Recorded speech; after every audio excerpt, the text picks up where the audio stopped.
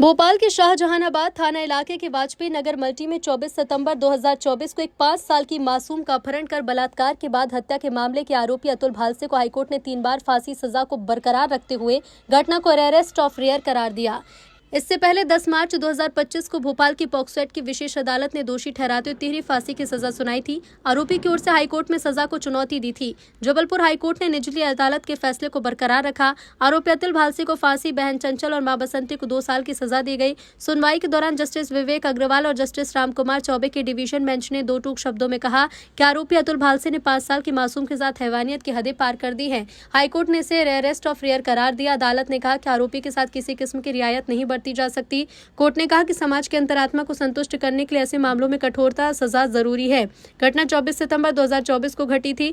Police ने आरोपी को गिरफ्तार कर जिला कोर्ट में पेश किया, जहां अदालत ने फांसी की सजा सुनाई। आरोपी ने फांसी की सजा को हाईकोर्ट में चुनौती दी थी। मामले में बच्चे का शव पीएम के लिए भेजा गया था।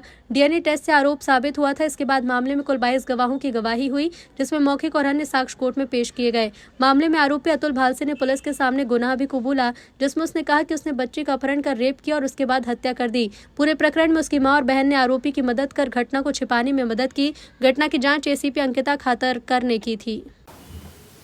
24 सितंबर 2024 को थाना शाहजहानाबाद के मल्टी वाजपेयी नगर में 5 वर्ष की बालिका को अपहरण कर उसके साथ दुष्कर्म कारित कर उसकी मृत्यु की गई थी, हत्या की गई थी, जिस पर से उसका शव जो एक आरोपी के घर से पानी की टंकी में हमें बरामद हुआ था। और इसकी इन्वेस्टिगेशन मेरे द्वारा की गई थी, जिसमें हमने प्रॉपर क्राइम सीन को रिक्रिएट किया था। एफएसएल टीम का इसमें प्रॉपर सहयोग लिया था।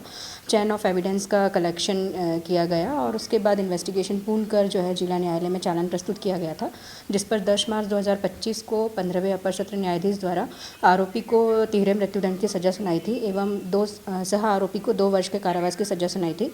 और जिसको न्यायालय के जो डिसीज़न था उसको आरोपी पक्ष द्वारा हाईकोर्ट में चुनौती दी गई थी, जिसके उपरांत कल दिनांक 22 जनवरी 2025 को उच्च न्यायालय द्वारा जिला न्यायालय के जो डिसीज़न है उसको यथावत रखते हुए इस केस को रेयरेस्ट ऑफ द रेयर माना है और जो सज़ा जिला न्यायालय ने सुनाई थी उसको यथावत रखा गया। 3 बार फांसी की सज़ा इसमें? जी, 13 मृत्युदंड की है। 3 धाराएं जो इसमें जो पॉक्सो और अन्य धाराएं इसमें लगी थी, उसमें 3 धाराओं में जो है उसको मृत्युदंड की सज़ा सुनाई है और बाकी में लाइफ इम्प्रिजनमेंट है, तो इसलिए इसको 13 मृत्युदंड कहा गया। इस फैसले हाईकोर्ट का फैसला आने के बाद क्या कहेंगे आप?